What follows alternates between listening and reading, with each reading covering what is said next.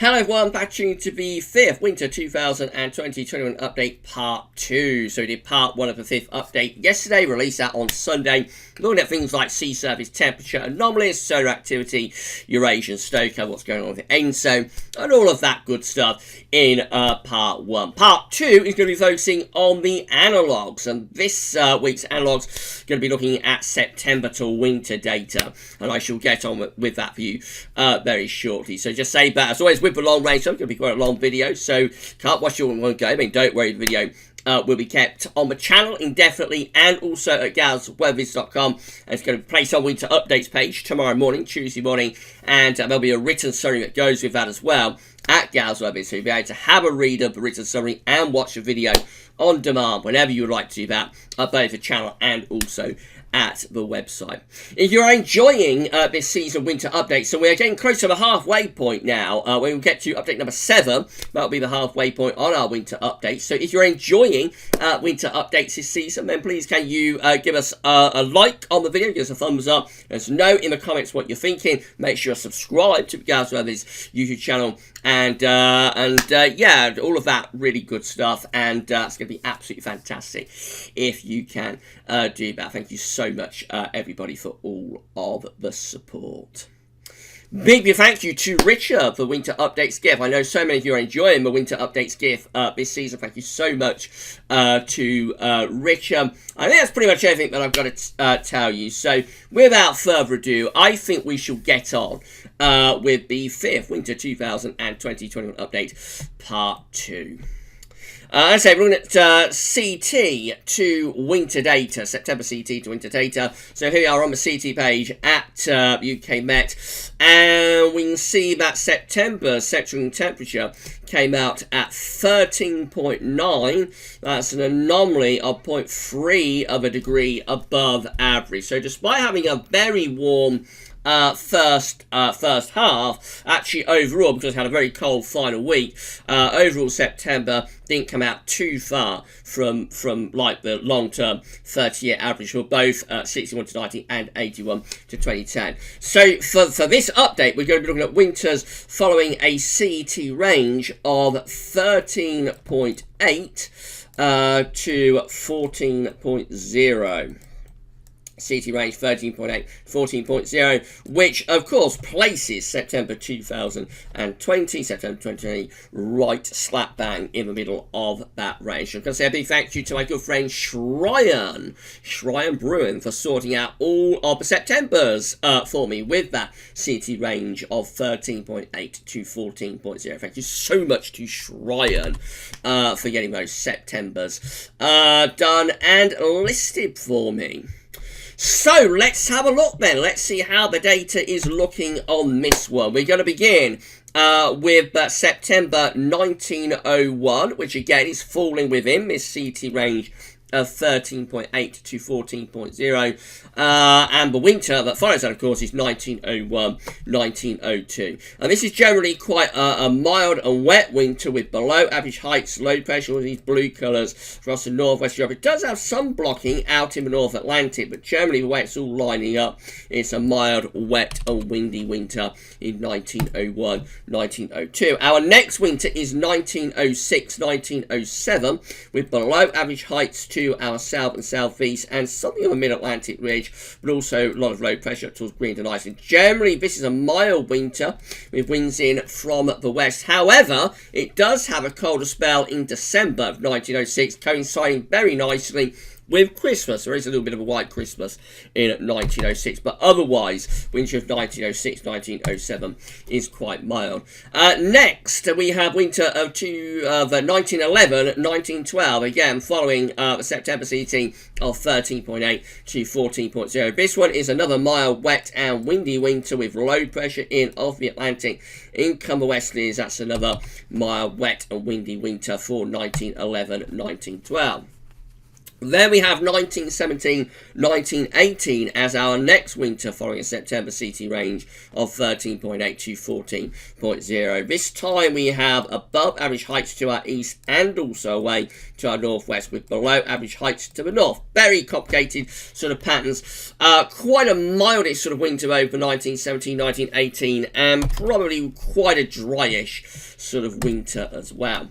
A long gap then through to 1938. So the next time we have a September CT range of 13.8 to 14.0 after 1917 is 1938. This is quite an interesting winter, again with below average heights over the UK and Western Europe, above average heights away to our north-northeast. This is a bit of a teaser winter, really, and it has a very cold and snowy spell around Christmas.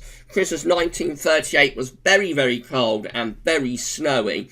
After that, it's overall quite a mildish sort of winter, but also with quite potent cold interludes. Very wet at times as well, through particularly January of 1939. But there is cold included in this winter, and it does have a classic white Christmas in 1938.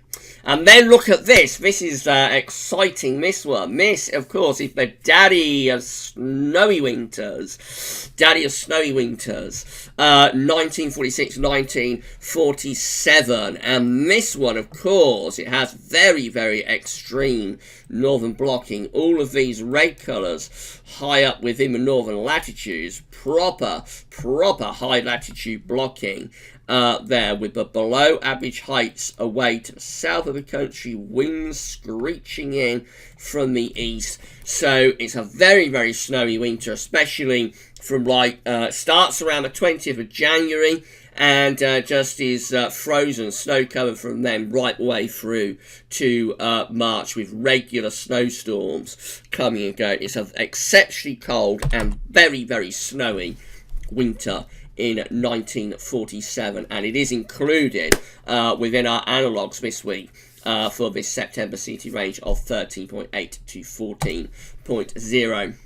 This one is far less interesting and far less exciting. This is 1948-1949, and this one is just generally a mild and dry winter with above average heights over much of northern Western Europe, below average heights up to the north. Jet streams push north on the mild side of the jet under a ridge of high pressure. Very sort of quiet winter, and a mild winter as well for 1948-1949. Then we have 1951-1952, and again, this one is something of a colder winter, below average heights to our east, above average heights to our west. Winds and the jet stream doing something a little bit like that. So quite cool with that, with some cold interludes coming and going during winter 51-52. 53-54 shows up next. This one with lower pressure to our south, higher pressure out to the northwest. This is a bit of a late start of a winter, but does get quite cold later. Has a cold February in 1954, courtesy of quite a big Scandinavian high. Mild December with that one. Then we go through to 1966, 1967. The next time we have that September CT range of 13.8 to 14.0. This was one of the milder winters of the 1960s. Below average heights over to the east of the country, above average heights away to the northwest. It looks like it should be quite a cold winter, but actually this is one of the milder winters of the 1960s. 1968-1969 is a pretty cold winter, especially late on. Also, this one, so this is a bit of a trend here, I think. This one also has a white Christmas for some parts of the country, so it does get very cold and in places quite snowy between Christmas and New Year of 1968-1969, and snow does fall in parts of the country on Christmas Day 1968. So there are quite a high number, actually, of snowy Christmases within this analogues package. Quite interesting.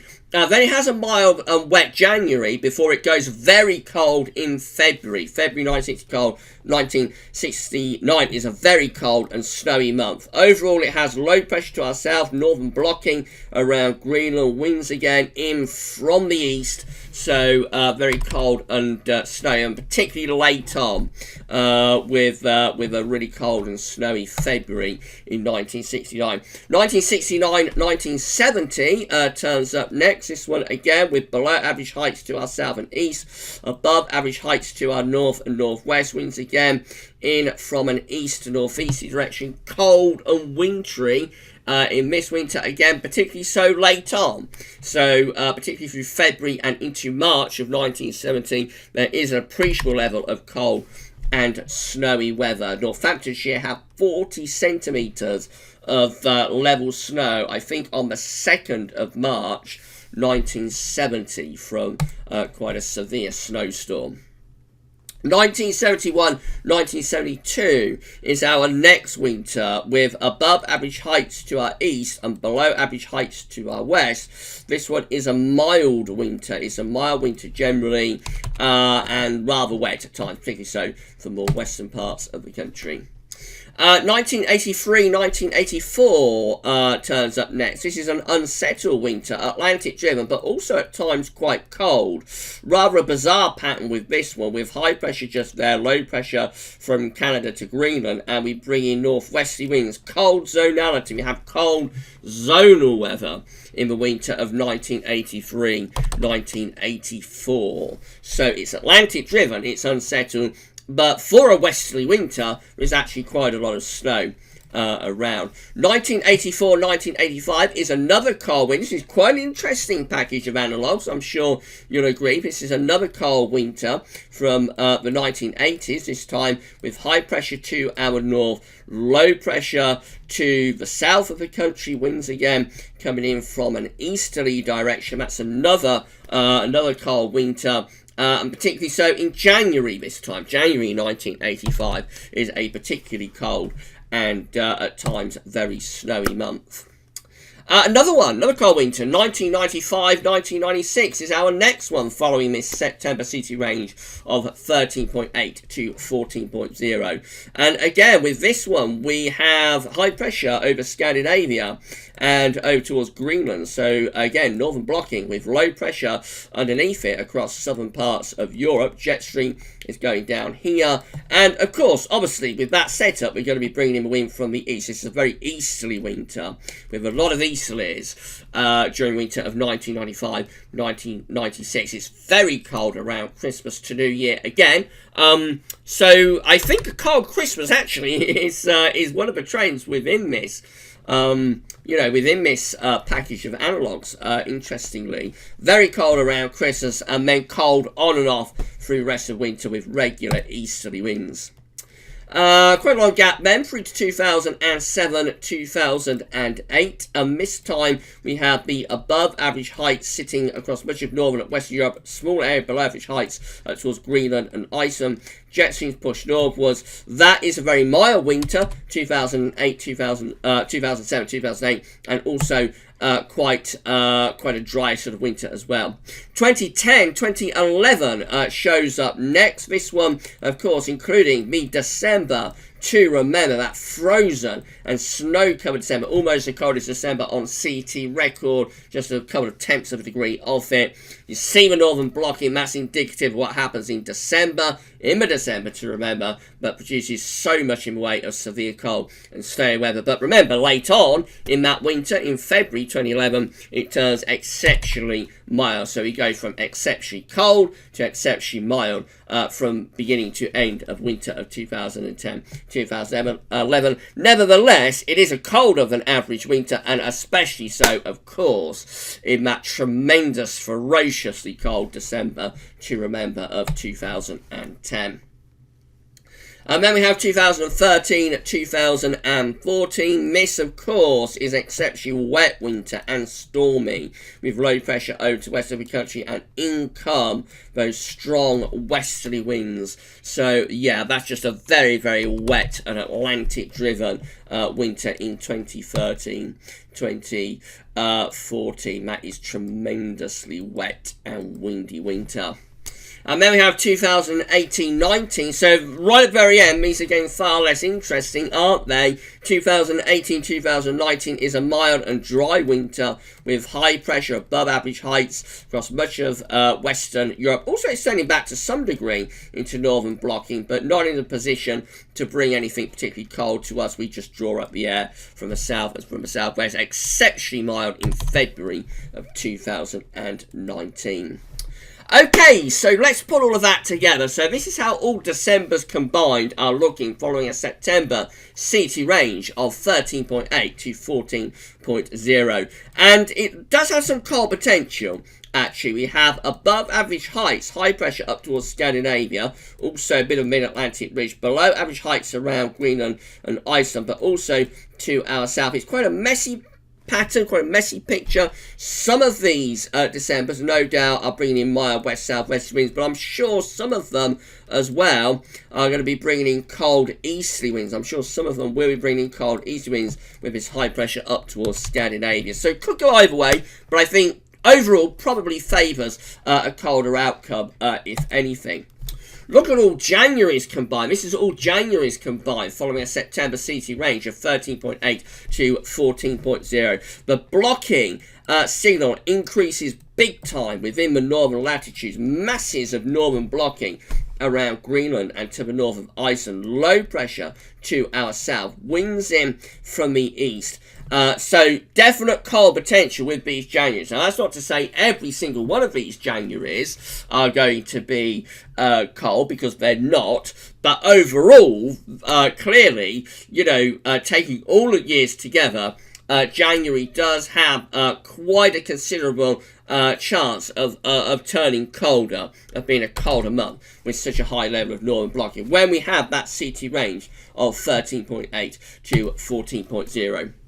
All February's combined flips it around completely. So for the February's, we take that blocking and move it well away from us into west of Russia, and we set up this deep trough of below average heights, low pressure from the Atlantic into Western Europe. And so for the February's, it looks like we turn much, much milder. Generally, on average, again, there are years of deviating. We've got 1947 in with this. So there are going to be years that are deviating there. But overall, it does look as though the February's are favouring quite a mild outcome generally. And then we have all Marches combined, and it looks like the blocking comes back a little bit in the Marches. That's quite interesting, isn't it? So it looks like in the Marches the blocking comes back a little bit, with above average heights to our north, below average heights to our south. Winds tend to be more from an easterly direction in the Marches. So maybe the signal for colder weather increasing as we get into the Marches. And then finally, we have got all years combined, or winters, I suppose, combined. So this is how all winters combined are looking following a September CT range of 13.8 to 14.0. Not without interest from a cold perspective. We tend to have lower pressure across Western and Southern Europe, higher pressure within the northern latitudes. So we know that January favours being really quite cold on average. February favours being generally mild and wet, and then December is favouring, or could go either way really in the Decembers, but probably very weakly favours being cold as well. So that's how the overall winter analogue comes out for these winters, with a September CT range of 13.8 to 14.0. But bear in mind, there is a lot of intra-month variation going on, a big flip from January through to February. Now, just narrowing things down to the years post-1950, so excluding anything before 1950, this is how the data comes out. So this is how all Decembers combined are looking following a September CT range of 13.8 to 14.0. Post 1950, we look like that. We have high pressure up towards Scandinavia, but also ridging down into Western Europe to some degree. Winds coming in from an easterly direction, so probably quite dry. And these Decembers could still favour some colder weather. There is low pressure up towards Greenland and Iceland, so it's not a classic cold signal, but excuse me, excuse me. So it's not a classic cold signal, but with so much high pressure up towards Scandinavia, I think overall we probably still favour a colder December. Still favouring a cold January as well, with these all Januaries combined post 1950. Again, we have the low pressure over and to the south of the country, the trough is to the south, the ridge blocking to the north between Greenland and Scandinavia. Once again, still favouring, on average, bringing in easterly winds with these Januaries. So January still looks like it could be the coldest and most wintry month. All February's combined post 1950, possibly easing its way towards being a little bit colder as well. We have the area of high pressure again up towards the far northern Scandinavia into western Russia, but the trough of low pressure is weaker and displaced a little bit further south of us. Overall, still probably favouring a milder and wetter outcome for these Februaries, but with a slightly increased chance that they could go colder, I think, due to the alignment of the trough and the ridge. And then all Marches combined look like that, with above average heights away to our northwest, below average heights to our south. Winds tending to be in from more of an easterly type direction in Marches. So after a milder sort of February, it could go colder again into March. January definitely looking like it has the best in terms of cold potential though. And then finally, all winters combined following a September CT range of 13.8 to 14.0 post 1950.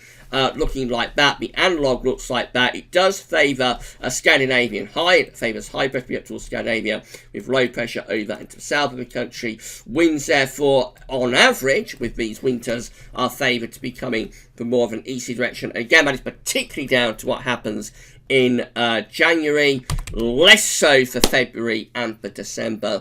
But definitely not without interest here. I think probably out of the analogues that we've done so far in this season of winter updates, that's probably one of the most interesting from a cold perspective. Let me know in the comments what you think. I think they are quite interesting, those winters, following a September CT range of 13.8 to 14.0. Please let me know what you think in the comments. And definitely those analogues are not without interest. Right, if you enjoyed the part 2 of the 5th Winter 2021 update, please can you give us a like on the video. Make sure you subscribe to the YouTube channel. We're on the grind to 8k subs, and we're going to get to 8k as soon as we possibly can. Don't forget to tell your friends about GavsWeatherVids. If everyone who subscribes brings a friend, then we're going to get to 8k that much quicker. And when we reach 8k, we will be giving away an Amazon voucher worth £30, by the way. So, yes, click like, subscribe, tell your friends about GavsWeatherVids. Let us know in the comments what you think about this and all of our other winter updates. We're going to be releasing the GavsWeatherVids.com Winter 2020-21 forecast on the 2nd of December. Okay, so that's it for the 5th winter update, parts 1 and 2. The 5th update is now done and complete. When we begin next week's 6th winter 2020-21 update, you're going to see how the swingometer has been affected by this update, parts 1 and parts 2. So the first thing I'll show you in the 6th winter update, part 1, will be the swingometer. How will this update have changed the swingometer? Where will the swingometer be swinging to next? Will we have a swing from mild to cold, or will we continue to see a swing from cold to mild? Or will there be no change? You'll find out next week when we show you the swingometer at the very beginning of the 6th Winter 2020-21 update. So I shall see you then, 10 AM on Sunday morning. But of course, there's lots and lots of content to come between now and then. Right, so this video will be placed on the winter updates page at GavsWeatherVids.com, and there'll be a written summary that goes with it as well. I shall get that done tomorrow morning, Tuesday morning. You'll be able to have a read of the written summary and watch the video on demand when you would like to do that. For the 5th Winter 2020-21 update, parts 1 and 2, that's all for now though, and thanks for watching.